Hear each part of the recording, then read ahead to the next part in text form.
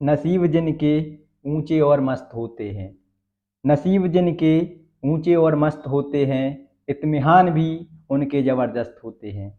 इन्हीं पंक्तियों के साथ में मैं एसपी ठाकुर आप सभी का हार्दिक वंदन करता हूं। दोस्तों, आज वीडियो में बात करेंगे प्राचीन भारत के एक और महत्वपूर्ण राजवंश वेंगी के चालुक्य। चालुक्य के अंतर्गत 3 शाखाएं थीं। वातापी के चालुक्य, या उनको ही कहते थे बादामी के चालुक्य या कल्याणी के चालुक्य, और तीसरी शाखा कौन सी थी? वेंगी के चालुक्य। वातापी के चालुक्य और कल्याणी के चालुक्य, इन दो राजवंशों को दो अलग अलग वीडियो में बात कर चुके हैं। तो जिसने भी ना देखा हो, डिस्क्रिप्शन में लिंक दे दूंगा, तो जाकर देख लेना। बात करते हैं वेंगी के चालुक्य की। तो जो वेंगी के चालुक्य हैं, इन्होंने कब से कब तक शासन किया? तो 615 ईस्वी से लेकर के 1075 ईस्वी तक शासन किया। और जो वेंगी के चालुक्य थे, इनका संस्थापक कौन था? तो विष्णुवर्धन था। विष्णुवर्धन के द्वारा वेंगी के चालुक्य के राजवंश की स्थापना की गई थी। बात की जाए कि इन्होंने अपना राज्य विस्तार कहां पर किया, तो आंध्र प्रदेश में कृष्णा तथा गोदावरी नदियों के मध्य किया था। तो वेंगी के चालुक्यों का राजवंश कहां पर विस्तृत था? कृष्णा और गोदावरी नदियों के बीच में था। बात की जाए किस राज्य में, तो जो आपका आधुनिक आंध्र प्रदेश है, यहाँ पर वेंगी के चालुक्यों का शासन हुआ करता था। वर्तमान में वेंगी की पहचान पेड्डुबेगी आंध्र प्रदेश से की गई है। अब बात करते हैं वेंगी के चालुक्य वंश के महत्वपूर्ण शासकों के बारे में, जिसमें पहले विष्णुवर्धन, जो कि वेंगी के चालुक्य वंश का संस्थापक था, जो कि 615 ईस्वी से लेकर के 633 ईस्वी तक शासन करता है। और जो अपनी प्रारंभिक राजधानी पिष्टपुर, या उसको ही पीठापुरम बोलते हैं, तो इसने अपनी प्रारंभिक राजधानी क्या बनाई थी? पीठापुरम आंध्र प्रदेश को बनाई थी। द्वितीयक राजधानी की बात करें तो वेंगी, जो कि आंध्र प्रदेश में है। अगर बात करें कि विष्णुवर्धन ने कौन कौन सी उपाधियां धारण की थी, तो विष्णुवर्धन ने विषम सिद्धि, मकर ध्वज और परम भागवत जैसी उपाधियां धारण की थी। जो वेंगी के चालुक्य वंश का संस्थापक था, जैसा कि मैंने आपको बताया, विष्णुवर्धन था, जिसे जो पुलकेशिन द्वितीय था, जो कि कल्याणी के चालुक्य वंश का शासक था, उसने जीत करके जो इसका छोटा भाई था विष्णुवर्धन को वेंगी का शासक नियुक्त किया था। जो पुलकेशिन द्वितीय पल्लव शासक नरसिंहवर्मन प्रथम के साथ युद्ध में उलझे होने पर विष्णुवर्धन ने स्वतंत्रता की घोषणा कर दी थी। तो विष्णुवर्धन ने स्वतंत्रता की घोषणा कैसे कर दी थी? जो पुलकेशिन द्वितीय रहते हैं, उनका पल्लव शासक नरसिंहवर्मन प्रथम के साथ में युद्ध चल रहा होता है, उसी का फायदा उठा करके विष्णुवर्धन ने वेंगी के चालुक्य वंश के स्वतंत्रता की घोषणा कर दी थी। बात करें कि विष्णुवर्धन के उत्तराधिकारी कौन कौन होते हैं, तो विष्णुवर्धन के उत्तराधिकारी जयसिंह प्रथम के बाद में विष्णुवर्धन द्वितीय, मंगी यवराज, जयसिंह द्वितीय तथा विष्णुवर्धन तृतीय आदि होते हैं। क्योंकि जयसिंह प्रथम, विष्णुवर्धन द्वितीय, मंगी यवराज या जयसिंह द्वितीय, इन्होंने ऐसा कोई उल्लेखनीय कार्य नहीं किया, तो इनके नाम सिर्फ आपको क्रम वाइज के लिए दिए हुए हैं। बात करते हैं विष्णुवर्धन तृतीय पर, जिसने 710 ईस्वी से लेकर के 746 ईस्वी तक वेंगी के चालुक्यों में शासन किया। विष्णुवर्धन तृतीय ने कांची के पल्लव शासक नंदीवर्मन द्वितीय को पराजित किया था। इसके बाद में इसका उत्तराधिकारी विजयादित्य प्रथम, जो कि 746 ईस्वी से लेकर के 764 ईस्वी तक शासन करता है। और यह विजयादित्य के प्रथम के समय बादामों के चालुक्य वंश का राष्ट्रकूटों द्वारा उन्मूलन किया गया था। इसी के शासन काल में राष्ट्रकूटों से संघर्ष प्रारंभ हुआ था। तो वेंगी के चालुक्यों का राष्ट्रकूटों से संघर्ष किसके शासन काल में प्रारंभ हुआ था? तो विजयादित्य प्रथम के शासन काल में प्रारंभ हुआ था।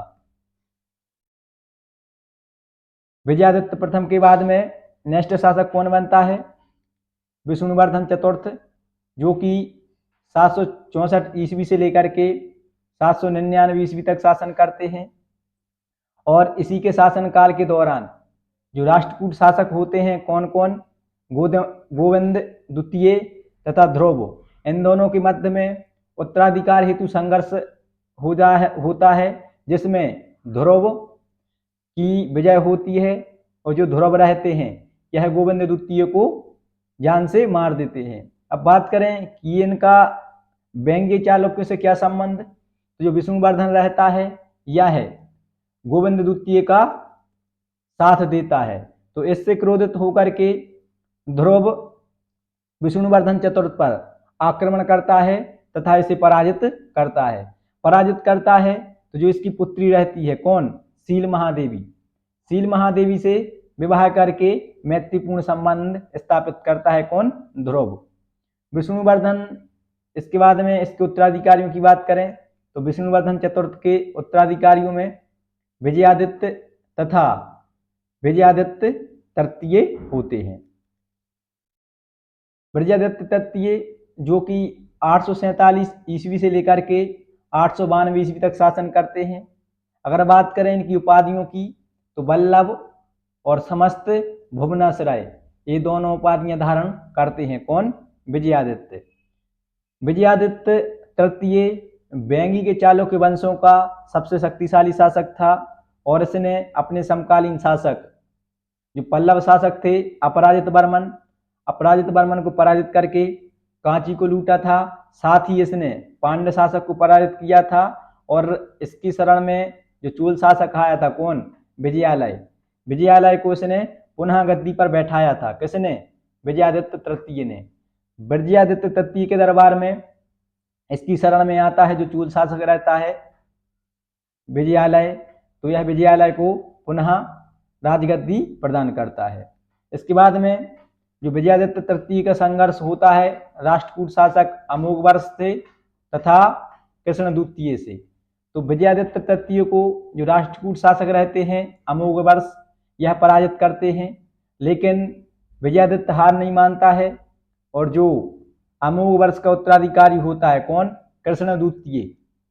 कृष्ण द्वितीय को विजयादित्य तृतीय पराजित करता है और स्वयं को समस्त दक्षिणापथ और त्रिकलिंग का सार्वभौमिक सम्राट घोषित करता है।